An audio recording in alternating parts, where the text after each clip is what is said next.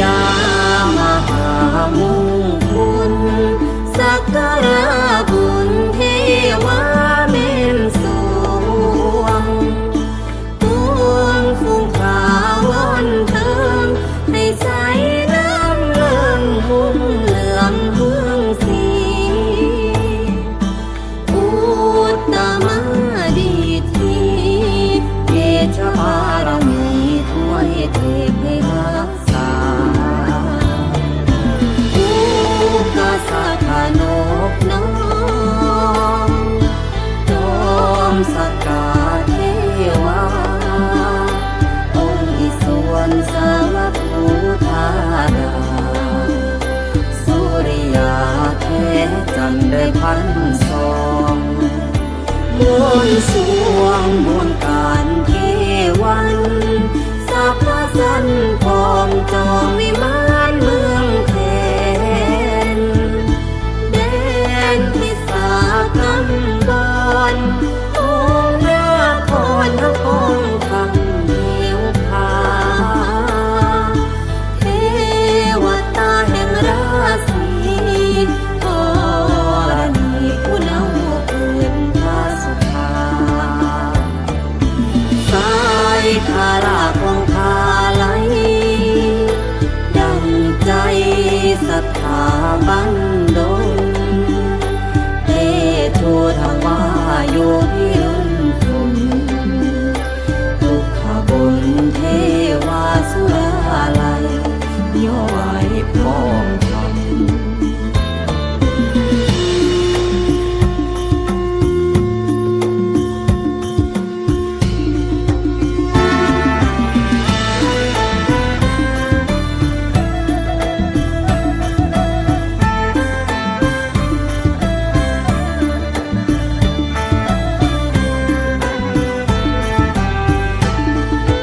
มังคาลาสวัสดีบวรแบนพิเศษแม่นมือดียามโยนให้โทษหายอันตรายได้ภายนี้เลิกยามดีการปฏิสมควรพอเราควรที่ควรทำอันเชิญนบย่อเทินเทพไทยเทวาเป่าซื่นมาสถิตบนที่จุดเป็นบุญเพียงเถิดจรราศีแม้นวันดีอาทิตย์สิทธิโสจรจันทร์โยกย้ายงานแจ้งเพ่งอังคารเก่งเตโซแข่งมือพุทธหัตถ์คือฐานเมืองชัยศรีสุขเสาร์ดีเลิกดีงามพอใส่เฮืองโทนทวนคำเพียง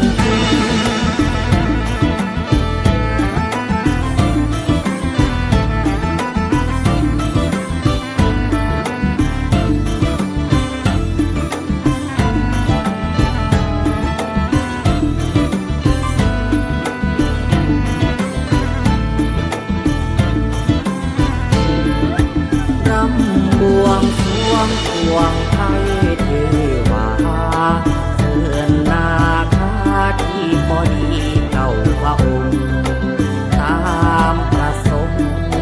เพียรทำรงแห่งธรรมชาลายลำน้ำนองบูชา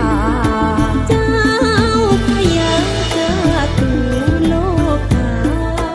เป่าส่วนมาปูและญาเยือพอเติมโท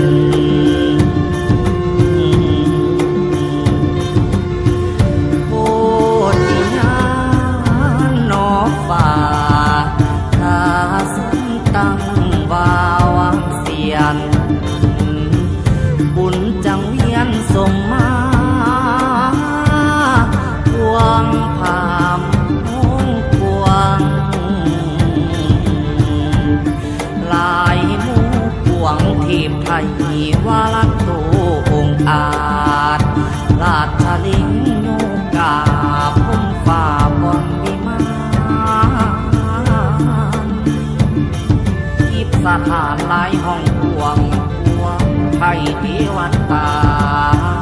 ข้าจะตัดเสือ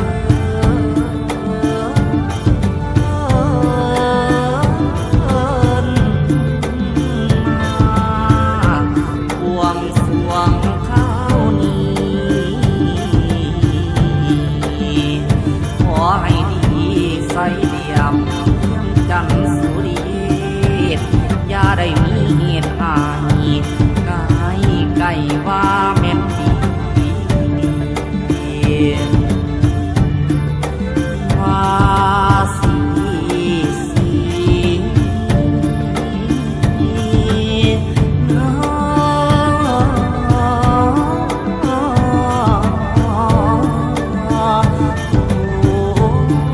้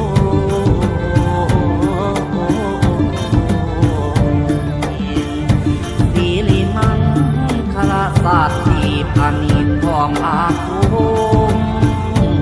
เป็นจังทรงเขียนเหตุสำเร็จมาโดยดามเสมอน้ำเทียนไตมาดวงหอมดอมพระเป็นมงคลบุญมาพลายุให้ลิงดูฟุ้งขาไว้บูชาสุขีสาพาสิ่งดีล้วนสมควรได้